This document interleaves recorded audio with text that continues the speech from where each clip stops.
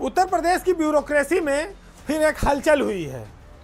हलचल समीकरण बनाने और गिनने वालों के लिए है, आम जनता को समझाने के लिए। आईपीएस संवर्ग में पिछले दिनों कुछ तबादले हुए। उस तबादले के बाद उत्तर प्रदेश में डीजीपी पद को लेकर फिर एक नई तस्वीर उभर कर सामने आने लगी है। हुआ ये कि सरकार ने 31 अक्टूबर को जो कैबिनेट बैठक हुई थी उसमें कोऑपरेटिव सेल जो था जांच का विभाग, वो पूरा विभाग समाप्त कर दिया। तो वहाँ पर डीजी थे आनंद कुमार, उनका भी जो वो पद समाप्त हो गया, डीजी कोऑपरेटिव सेल का। उसको ख़त्म करके पूरे विभाग को सीबीसीआईडी में मर्ज कर दिया गया। जब ये मर्जर हुआ तो आनंद कुमार मुख्य धारा में वापस लौट आए।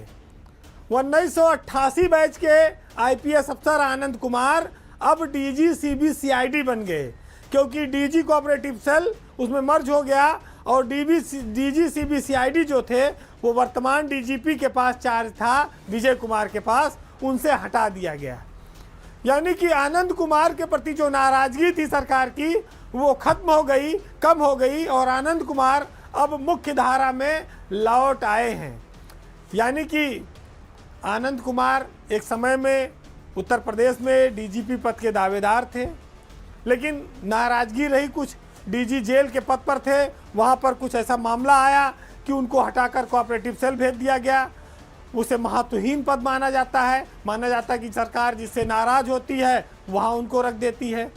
लेकिन इसी दौरान देखिए ग्रहों की चाल बदली, समीकरण बदले। आनंद कुमार का विभाग पूरा मर्ज हो गया सीबीसीआईडी में, डीजी कोऑपरेटिव सेल का पद समाप्त हो गया। तो वो जाते कहाँ, सरकार ने उनको डीजी सीबीसीआईडी बना दिया।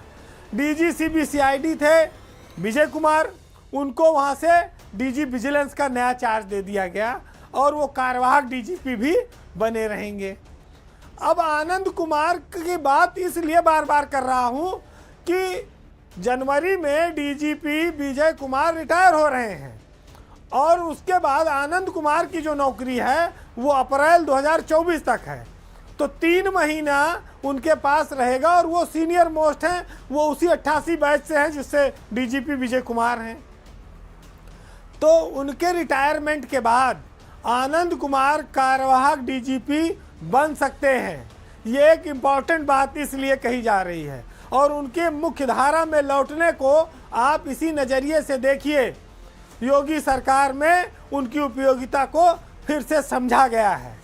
उनके लौटने से पुलिस महकमे में एकदम संकेत साफ हो गया है कि वो आने वाले वक्त में सीनियर मोस्ट होंगे और उस आधार पर उनका हक बनेगा कि अप्रैल 2024 तक उनको 3 महीने के लिए कार्यवाहक डीजीपी के रूप में काम करने का अवसर मिले। वैसे जनवरी में ही स्पेशल डीजी प्रशांत कुमार ये भी फुल फ्लैश डीजी बन जाएंगे। प्रशांत कुमार और आनंद कुमार उस समय रहेंगे। जब वो अप्रैल में चले जाएंगे तो प्रशांत कुमार का भी नंबर आ सकता है।